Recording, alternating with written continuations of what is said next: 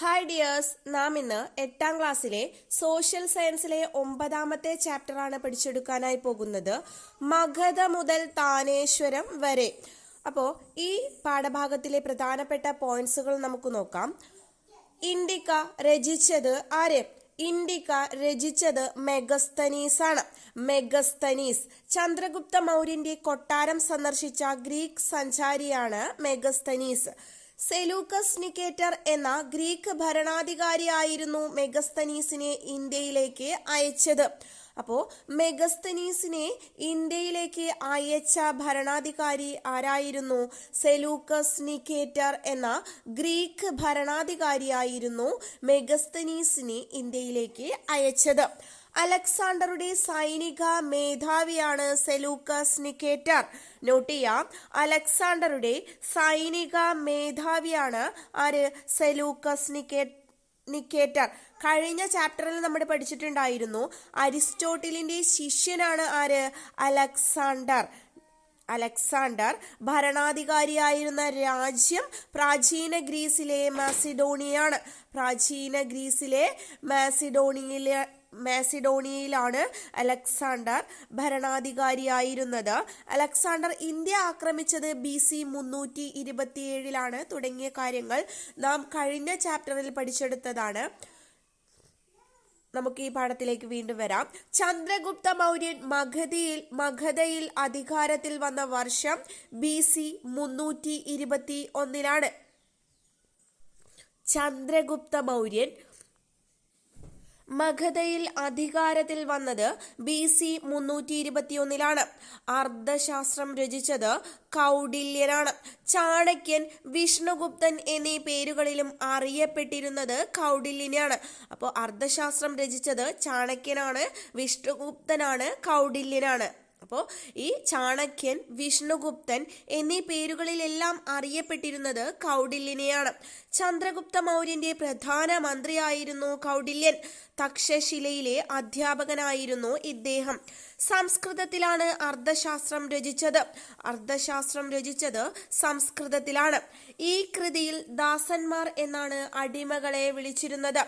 അർത്ഥശാസ്ത്രത്തിലെ പ്രധാന ആശയം ശാസ്ത്രവിരുദ്ധമായി പ്രവർത്തിക്കുന്നവനും ഇന്ദ്രിയങ്ങളെ കീഴടക്കാത്തവനുമായ രാജാവ് ഭൂമിയെ മുഴുവൻ വാഴുന്നവൻ തന്നെ ആയാലും പൊടുന്നനെ നശിച്ചു പോകും.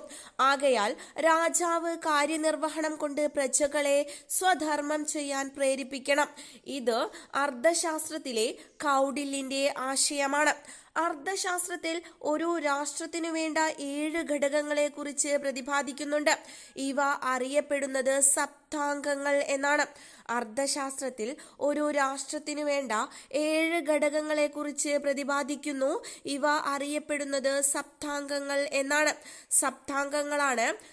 അർത്ഥശാസ്ത്രത്തിൽ പ്രതിപാദിക്കുന്ന സപ്താംഗങ്ങളാണ് സ്വാമി അഥവാ രാജാവ്, അമാത്യൻ മന്ത്രി അഥവാ ഉദ്യോഗസ്ഥൻ, കോസ ഖജനാവ് അഥവാ നികുതി, ദണ്ഡ എന്ന് പ്രതിപാദിക്കുന്നത് നീതിന്യായത്തെയാണ്, ദുർഗം സൈന്യം അഥവാ കോട്ട, മിത്രം സഖ്യങ്ങൾ, ജനപദം പ്രദേശം.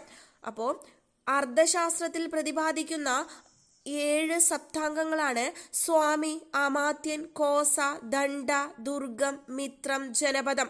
ഇതിൽ അമാത്യൻ എന്നത് മന്ത്രി, ഉദ്യോഗസ്ഥൻ എന്നിവരെയും, കോസ എന്നത് ഖജനാവ്, നികുതി എന്നിവയെയും, ദണ്ഡ എന്നത് നീതിന്യായത്തെയും, ദുർഗം എന്നത് സൈന്യം അഥവാ കോട്ടയെയും, മിത്രം എന്നത് സഖ്യങ്ങളെയും, ജനപദം എന്നത് പ്രദേശത്തെയും സൂചിപ്പിക്കുന്നു. ഇന്ത്യയിലെ ആദ്യത്തെ സാമ്രാജ്യമാണ് മൗര്യ സാമ്രാജ്യം. മൗര്യ സാമ്രാജ്യത്തിന്റെ തലസ്ഥാനമാണ് പാടലീപുത്രം. ഇന്ത്യയിലെ ആദ്യത്തെ സാമ്രാജ്യമാണ് മൗര്യ സാമ്രാജ്യം. മൗര്യ സാമ്രാജ്യത്തിന്റെ തലസ്ഥാനം പാടലീപുത്രമാണ്. നോട്ട് ചെയ്യുക, പാറ്റ്നയുടെ പഴയ പേരാണ് പാടലീപുത്രം. പാറ്റ്നയുടെ പഴയ പേര് പാടലീപുത്രം എന്നാണ്. ചന്ദ്രഗുപ്തനു ശേഷം മൗര്യ സാമ്രാജ്യത്തിലെ 2ാമത്തെ ചക്രവർത്തിയായത് ബിന്ദുസാരനാണ്. ചന്ദ്രഗുപ്തനു ശേഷം മൗര്യ സാമ്രാജ്യത്തിലെ 2ാമത്തെ ചക്രവർത്തിയായത് ബിന്ദുസാരൻ.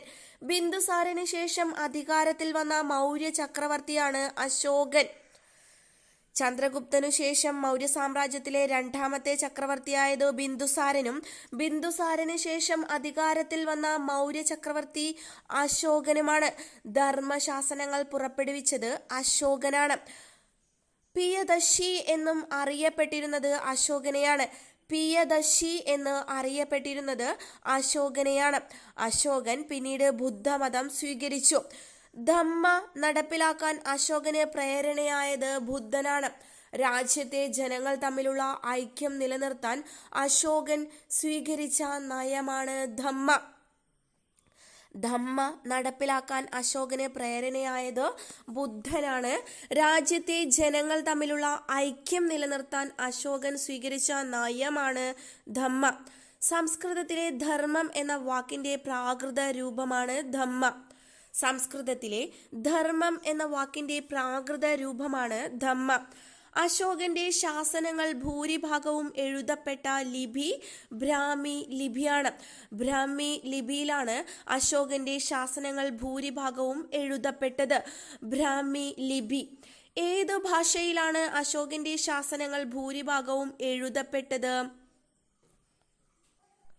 അപ്പൊ നാം പറയും ബ്രാഹ്മി ലിപി എന്ന്, അല്ലേ? അപ്പോൾ ഇത് നോട്ട് ചെയ്ത് പഠിക്കുക. അശോകന്റെ ശാസനങ്ങൾ ഭൂരിഭാഗവും എഴുതപ്പെട്ട ലിപി ബ്രാഹ്മി ലിപിയാണ്. എന്നാൽ ഏത് ഭാഷയിലാണ് അശോകന്റെ ശാസനങ്ങൾ ഭൂരിഭാഗവും എഴുതപ്പെട്ടത്? അത് പ്രാകൃത ഭാഷയിലാണ്. നോട്ട് ചെയ്യുക. ഇവിടെ ഉള്ള വ്യത്യാസം എന്നത് അശോകന്റെ ശാസനങ്ങൾ ഭൂരിഭാഗവും എഴുതപ്പെട്ട ലിപി ചോദിക്കുമ്പോൾ ബ്രാഹ്മി ലിപിയും, ഏത് ഭാഷയിലാണ് അശോകന്റെ ശാസനങ്ങൾ ഭൂരിഭാഗവും എഴുതപ്പെട്ടത് എന്ന് ചോദിച്ചാൽ പ്രാകൃതമാണ്. അപ്പോൾ ഏത് ഭാഷയിലാണ് അശോകന്റെ ശാസനങ്ങൾ ഭൂരിഭാഗവും എഴുതപ്പെട്ടത്? അത് പ്രാകൃത ഭാഷയിലാണ്. അശോകന്റെ ശാസനങ്ങൾ ഭൂരിഭാഗവും എഴുതപ്പെട്ട ലിപി ഏതെന്ന് ചോദിച്ചാൽ അത് ബ്രാഹ്മി ലിപിയാണ്. അശോകന്റെ ശിലാശാസനങ്ങൾ വായിച്ച് മനസ്സിലാക്കിയ വ്യക്തിയാണ് ജെയിംസ് പ്രിൻസപ്പ്.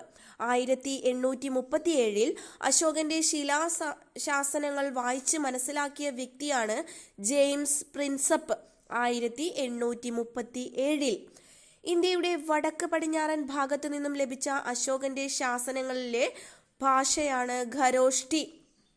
അപ്പോൾ വീണ്ടും ഒരു കൺഫ്യൂഷൻ ആയിട്ടുള്ള ഒരു പോയിന്റ് വന്നിട്ടുണ്ട്. ഇന്ത്യയുടെ വടക്ക് പടിഞ്ഞാറൻ ഭാഗത്ത് ചോദിച്ചാൽ ഇന്ത്യയുടെ വടക്ക് പടിഞ്ഞാറൻ ഭാഗത്ത് നിന്നും ലഭിച്ച അശോകന്റെ ശാസനങ്ങളിലെ ഭാഷ ഏതാണ്? അത് ഖരോഷ്ടിയാണ്. അപ്പോൾ അശോകന്റെ ശാസനങ്ങൾ ഭൂരിഭാഗവും എഴുതപ്പെട്ട ലിപി ബ്രാഹ്മി ലിപിയും, ഏത് ഭാഷയിലാണ് അശോകന്റെ ശാസനങ്ങൾ ഭൂരിഭാഗവും എഴുതപ്പെട്ടത്?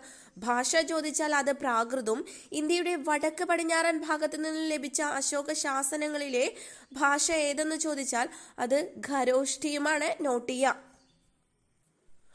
അഫ്ഗാനിസ്ഥാനിൽ നിന്നും ലഭിച്ച അശോക ശാസനങ്ങളിൽ കാണപ്പെട്ട ഭാഷയാണ് അരാമിക്, ഗ്രീക്ക് എന്നിവ.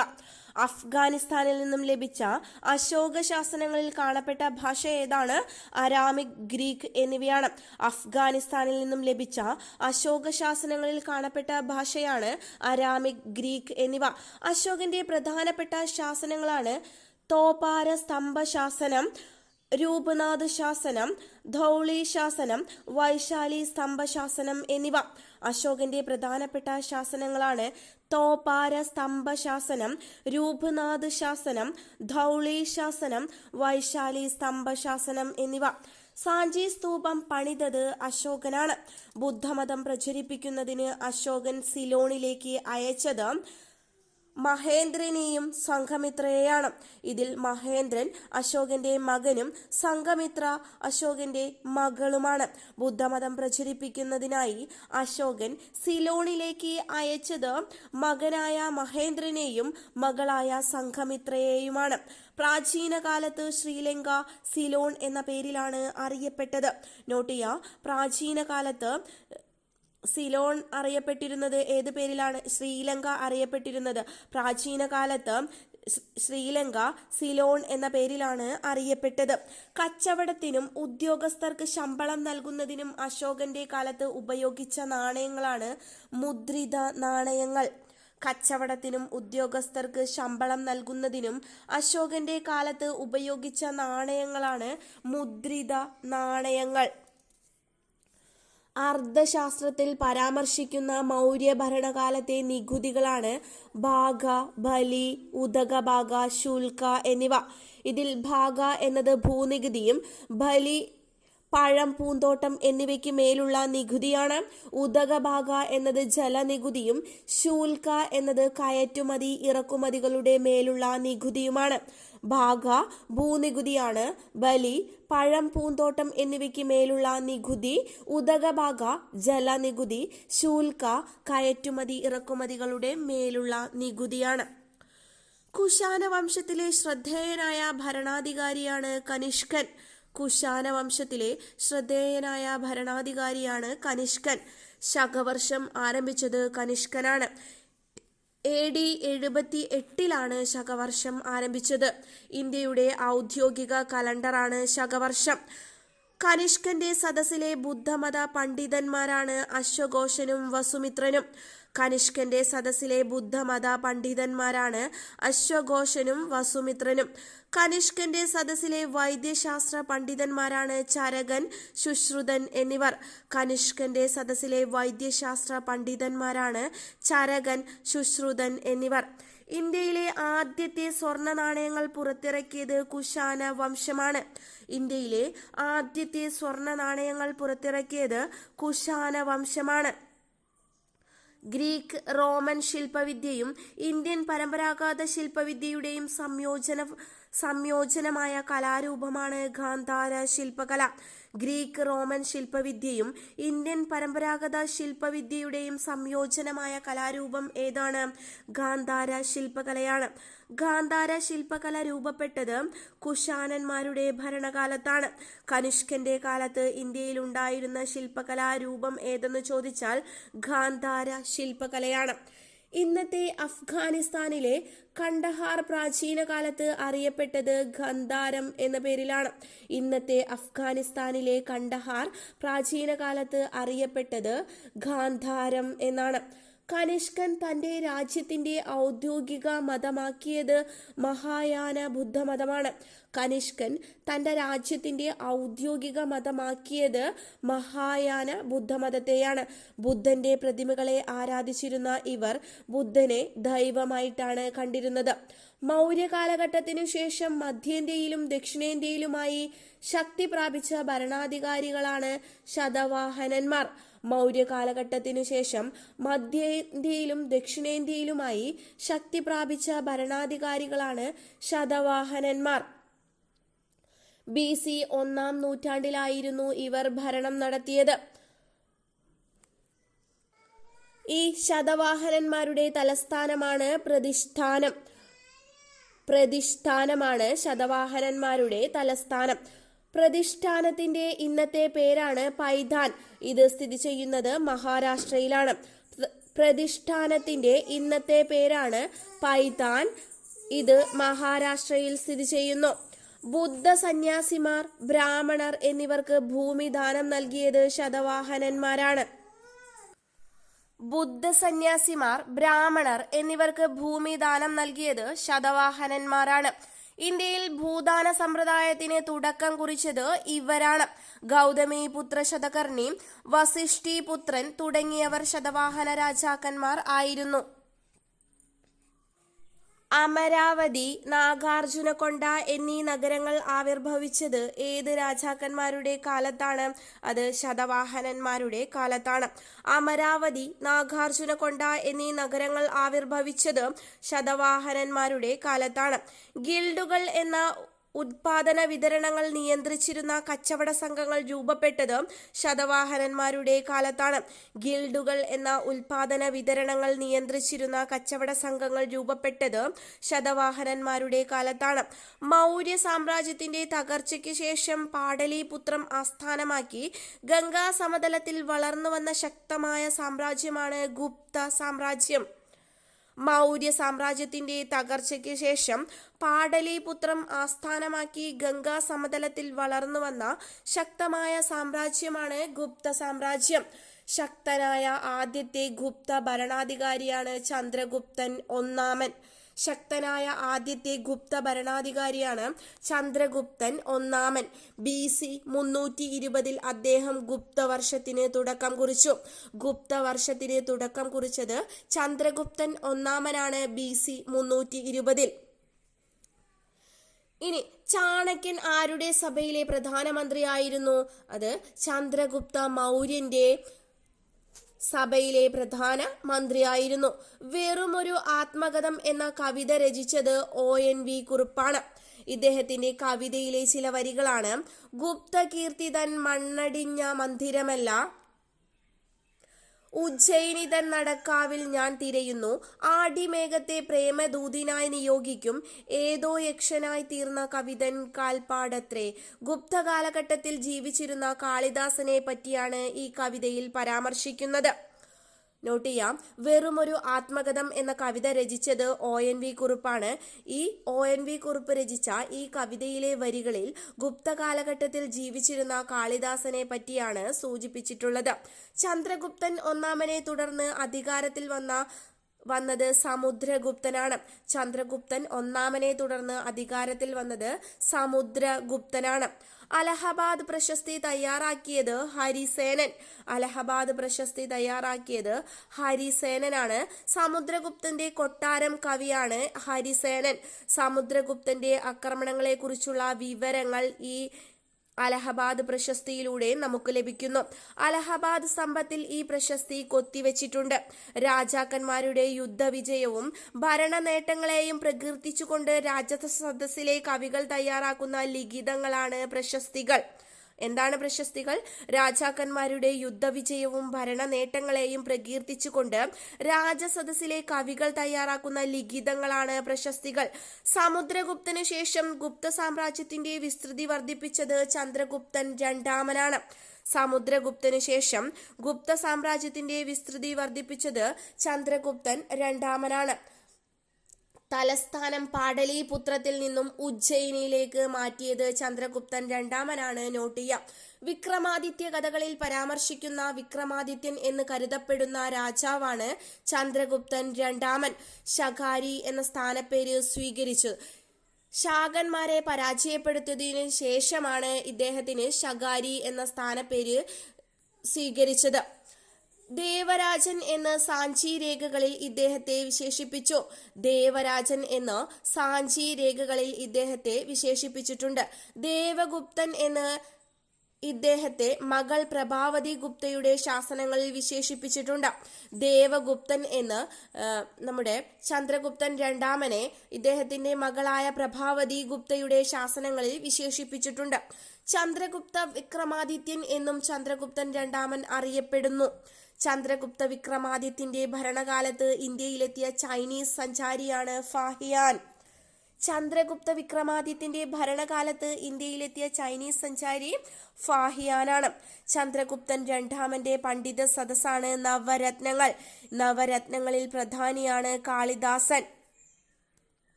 നവരത്നങ്ങൾ ആരൊക്കെയാണെന്ന് നോക്കാം. കാളിദാസൻ, ഘടകർപ്പരൻ, വരരുചി, ക്ഷപണകൻ, വരാഹമിഹിരൻ, ശങ്കു, വേതാളഭട്ടൻ, ധന്വന്തരി, അമരസിംഹൻ. ഒന്നുകൂടി പറയാം. കാളിദാസൻ, ഘടകർപ്പരൻ, വരരുചി, ക്ഷപണകൻ, വരാഹമിഹിരൻ, ശങ്കു, വേതാളഭട്ടൻ, ധന്വന്തരി, അമരസിംഹൻ. ചന്ദ്രഗുപ്തൻ രണ്ടാമന് ശേഷം അധികാരത്തിൽ വന്ന പ്രധാന ഗുപ്ത രാജാക്കന്മാരാണ് കുമാരഗുപ്തനും സ്കന്ദഗുപ്തനും. ചന്ദ്രഗുപ്തൻ രണ്ടാമനു ശേഷം അധികാരത്തിൽ വന്ന പ്രധാന ഗുപ്ത രാജാക്കന്മാരാണ് കുമാരഗുപ്തനും സ്കന്ദഗുപ്തനും. ഗുപ്തകാലത്ത് സംസ്കൃത ഭാഷയിൽ രചിക്കപ്പെട്ട കൃതികളാണ്